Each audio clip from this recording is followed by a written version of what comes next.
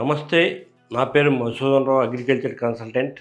Organic agriculture channel వీక్షిస్తున్న ప్రేక్షక దేవుళ్ళు మరియు రైతు దేవుళ్ళందరికీ నా నమస్సుమాంజలి.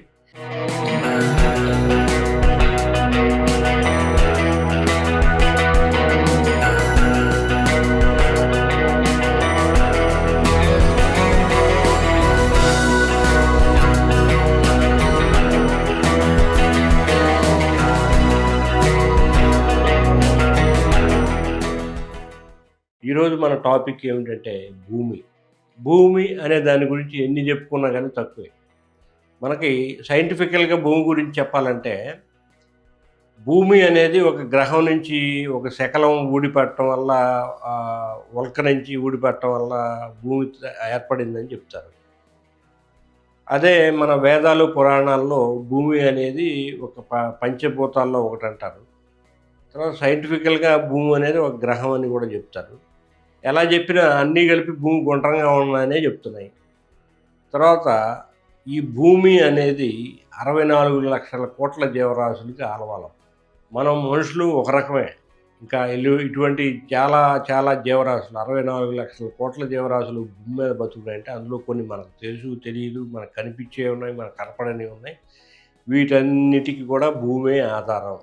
ఇంకో విషయం ఏంటంటే, ఒక మనిషి కలిగాడంటే అది భూమి మీద నిలబడగలదు. వేరే గ్రహాల్లో అయితే మనం వింటున్నాం, ఇప్పుడు చూస్తున్నాం, విజువల్గా కూడా చూస్తున్నాం. ఈ చంద్రుడి మీదకి వెళ్ళినప్పుడు గాలిలో వేలాడుతూ ఉంటారు, తేలుతూ ఉంటారు, గాలిలో తేలుతూ ఉంటారు. ఎందుకంటే వాటికి మిగతా గ్రహాలకి గురుత్వాకర్షణ శక్తి లేదు, భూమికి గురుత్వాకర్షణ శక్తి అనేది ఉండదు. తర్వాత మనం పంట పండాలంటే ఒక భూగ్రహం మీదే పండుతుంది. సో ఇన్ని రకాల బెనిఫిట్స్. ఇంకా చూసుకుంటే మనకు దొరికే అన్నీ కూడా, మనం వజ్రం, అత్యంత విలువైంది వజ్రం అనుకుంటే, వజ్రం భూమి మీద దొరుకుతుంది, అంటే భూమి లోపలే దొరుకుతుంది. తర్వాత మనం ఇనుము భూమిలోనే దొరుకుతుంది, బంగారం భూమి మీద దొరుకుతుంది, అన్ని ఖనిజాలు భూమి మీద దొరుకుతాయి. అలా వెండి భూమి మీద దొరుకుతుంది, ఆఖరికి బొగ్గు భూమి మీద దొరుకుతుంది. బొగ్గు అనేది మనకి మండిచ్చేదనమాట. ఇంకోటి, మనం ఎక్కడైనా బోర్వెల్ వేస్తే ఆ భూమి మీదనే వాటర్ వస్తాయి, ఆ భూమిలోంచే వస్తాయి అన్నమాట, అండర్ గ్రౌండ్ వాటర్ అన్న వాటిని. అలాగా ఇన్ని రకాల అన్నీ భూమి మీద దొరుకుతాయి. ఇంకోటి, భూమి ఎలాగంటే మనిషి మలమూత్రాలే కాకుండా సకల జీవరాశుల మలమూత్రాలు కూడా భూమి తలలో కలిపేసుకుంటాం, అవేవి మనకు రావు.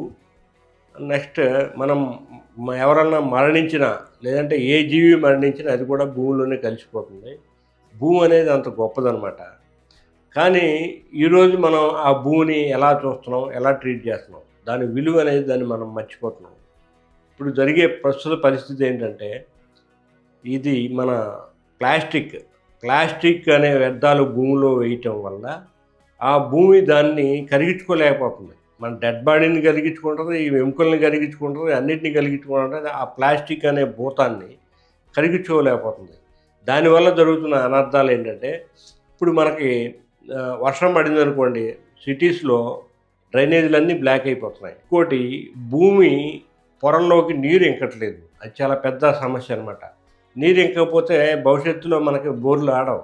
ఇప్పటికే 1000-1500 అడుగులు కొన్ని చోట్ల వెళ్ళేవాళ్ళు ఉన్నారు. ఇవన్నీ జరగడానికి, అనర్థాలు జరగడానికి కారణం ఏంటంటే, భూమిలోకి సీపేజ్ వెళ్ళకపోవటం, వాటర్ అనేది సరిగ్గా ఫ్లో అవ్వకపోవటం, ఈ ప్లాస్టిక్ వ్యర్థాల వల్ల. సో మనం ఈ ప్లాస్టిక్ అనే మహాభూతాన్ని మనం తరివేయాలన్నమాట. ఇంకోటి, మన రైతులు అందరూ కూడా సేంద్రియ వ్యవసాయం కాకుండా రసాయన వ్యవసాయం చేయటం వల్ల ఈ భూమి అనేది చాలా పాడవుతుంది. భూమిలో ఉండే జీవరాశులు, ఇప్పుడు వ్యవసాయం అంటే వ్యయం చేస్తా సాయం చేయటం అని, మిగతా జీవులకి సాయం చేయటం అని. మిగతా జీవులన్నీ చచ్చిపోతున్నాయి, కోటానుకోట్ల సూక్ష్మజీవులు చచ్చిపోతున్నాయి. తర్వాత తిరిగే పక్షులు చచ్చిపోతున్నాయి, వానపాములు చచ్చిపోతున్నాయి. ముఖ్యంగా పాపం వానపాముని బీదవాడి నాగలి అంటాం మనం వ్యవసాయ పరిభాషలో. అలాగా అటువంటి వానపాములు చచ్చిపోతున్నాయి, మనకు సహాయం చేసే జీవులన్నీ చచ్చిపోతున్నాయి. మనం వాటికి సహాయం చేయకపోగా మనం వాటిని చంపుతున్నాం అనమాట. ఇది చాలా తప్పు అని నా అభిప్రాయం. మరి మీ అభిప్రాయం ఎలా ఉందో తెలియదు. అలాగే ఇంకోటి, మనం ఒక భూమిని సాగు చేసేటప్పుడు మనం దున్నుతాం, అయినా అది యాక్సెప్ట్ చేస్తుంది. మనం రకరకాల బోర్లు వేస్తాం, యాక్సెప్ట్ చేస్తుంది. కానీ ఎక్కువ బోర్లు వేయటం వల్ల ఒకప్పుడు లాతూర్లో భూకంపం వచ్చింది. బో కేవలం కారణం అదే లాతూర్లో బోర్లు వేయటం వల్లే. అట్లాగే ఈ మధ్య వాయనాడ్ అనే ఒక ప్రాంతం రాత్రికి రాత్రే శిథిలమైపోయింది. ప్రకృతి ప్రకోపం వల్ల జరుగుతున్నాయి. అటువంటి ప్రకృతి ప్రకోపాన్ని మనం ఎందుకు తావివ్వాలి? వీలైనంత వరకు మనం భూమిని రక్షించుకుందాం, భూమిని కాపాడుకుందాం. ఇప్పుడు చాలామంది కొన్ని పాటల్లో చెప్తారు. ఇప్పుడు అమ్మ అవని నేల తల్లి ఎన్నిసార్లు తరచినా మై మరచిపోవునే, ఇట్లాగా. అలాగే ఇంకో పాటలో జననీ జన్మభూమిచ్చ స్వర్గాదపి గరయ్యసి అంటారు. ఇంకా మన పురాణాల ప్రకారం తీసుకుంటే మనం భూమిని భూమాత అని పిలుస్తాం. ఈ భూమాత అనేది ఏంటంటే మనకు ఇప్పుడు శ్రీకృష్ణుడితో పాటు కలిసి యుద్ధం చేసింది సత్యభామదేవి. మనం దీపావళి జరుపుకుంటాం. మీలో ఎంతమంది తెలుసో నాకు ఎందుకు దీపావళి జరుపుకుంటామో తెలియదు. నరకాసురుడిని వధించిన దానికి గుర్తుగా దీపావళి అనేది జరుపుకుంటారు. ఆ దీపావళి జరుపుకోవడానికి మెయిన్ కారణం అంటే సత్యభామాదేవి నరకాసురుడిని వధించటమే. ఆ సత్యభామాదేవి ఎవరో కాదు, భూదేవి అని మనం చెప్పుకుంటున్నాం. అలాగే శ్రీదేవి భూదేవి సమేత వెంకటేశ్వర స్వామి అంటాం. ఆవిడ భూదేవి, ఆ భూదేవి ఈ భూదేవి ఒకటే. ఆవిడని మనం తొక్కుతున్నాం, ఆవిడ పైన నడిచి వెళ్తున్నాం. తర్వాత ఆవిడిచ్చే ఫలాలను మనం పొందుతున్నాం. అనేక రకాల వనమూలికలు ఈ భూమిలో ఉన్నాయి, అనేక రకాల ఔషధ గుణాలు ఉన్న మొక్కలు ఉన్నాయి, అనేక రకాల పండ్ల మొక్కలు ఉన్నాయి. తర్వాత మనకు పీల్చడానికి ఆక్సిజన్ ఇచ్చే మొక్కలు ఈ భూమి మీద ఉన్నాయి. అటువంటి భూమిని మనం నిర్లక్ష్యం చేస్తున్నాం అనేది నా అభిప్రాయం పూర్తిగా.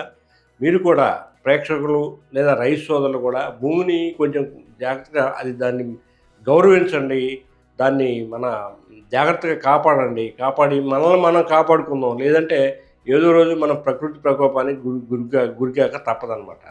అలాగే భూమిలో మనకి ఈ కొండలు ఉంటాయి, చెట్లు ఉంటాయి, నదాలు ఉంటాయి.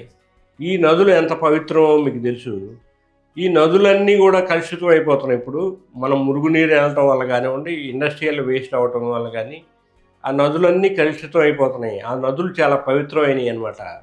చివరికి ఆ నదుల్లోంచి వెళ్ళేది కూడా భూమిలోకి ఫిల్టర్ అయిపోతుంది, కిందకి వెళ్ళిపోతుంది.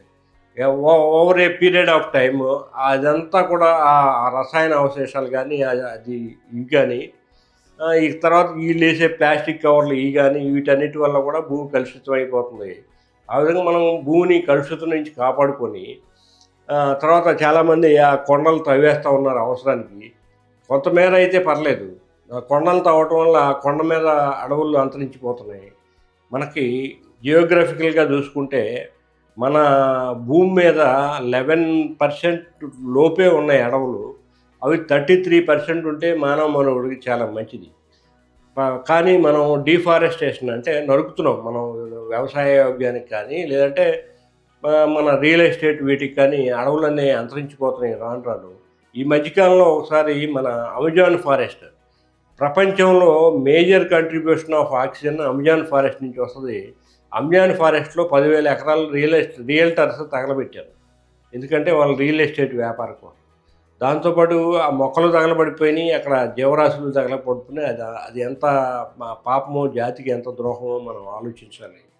సో మనం వ్యవసాయం చేసుకునేటప్పుడు మన మొక్కలనే కాకుండా మన పక్కన ఉన్న మొక్కలు, మన గట్ల మీద ఉంటాయి మొక్కలు, తర్వాత మన చేలో కొన్ని చోట్ల మొక్కలు ఉంటాయి, వాటిని కూడా సంరక్షించుకుంటా మనం ఆ భూమిని కూడా గౌరవించి మనం భూమిని కెమికల్స్ తోటి నింపకుండా సేంద్రియంగా నింపుదాం. తర్వాత ముందుగా ప్లాస్టిక్ కవర్లు, ఇప్పుడు ఏ అయితే మనకు దొరుకుతున్నాయో రీసైకిల్ అవ్వని ప్లాస్టిక్ కవర్లు, అవి 100 సంవత్సరాలకు కూడా భూమిలో కలవు. అన్నిటినీ నిబిడీకృతం చేసుకోగలిగిన భూమి, అన్నిటినీ తనలో దాచుకోగలిగిన భూమి ఆ ప్లాస్టిక్ కవర్లు మాత్రం భరించలేకపోతుంది. ఆ ప్లాస్టిక్ కవర్లు మీరు దయచేసి ఎవరిలో వాడకండి. ఆ ప్లాస్టిక్ కవర్లు అదొక్కటే కాదు, ఇంకొకటి ఏం జరుగుతుందంటే, ఆ మధ్య ఒక ఆవు చనిపోతే, అది ప్రాంతం ఎందుకులేండి అవసరం లేదు, ఆ ఆవు పొట్టలో 5,000 ప్లాస్టిక్ కవర్లు కనపడింది. అది పోస్ట్ మార్టం చేస్తే. అంటే ఇప్పుడు మనం కర్రీ పాయింట్కి వెళ్తాం, కర్రీ తెచ్చుకుంటాం అక్కడి నుంచి, ఏదన్నా మిగిలితే దాన్ని ముడిగట్టేసి అక్కడ వేస్తాం. ఆ రోడ్డు మీద తిరిగే ఆవులు అవి తింటాయి. అవి తిని వాటి పొట్టలో అవి అరగట్లేదు, ఇప్పుడు పశువు యొక్క శరీర నిర్మాణం ఎలా ఉంటుందంటే, పశువు యొక్క లోపల పొట్టలో ఇనువును కూడా కరిగించుకునే గల శక్తి ఉంటుంది. కానీ ఆ ప్లాస్టిక్‌ని కరిగించుకోలేక ఆ గోవు మరణించింది.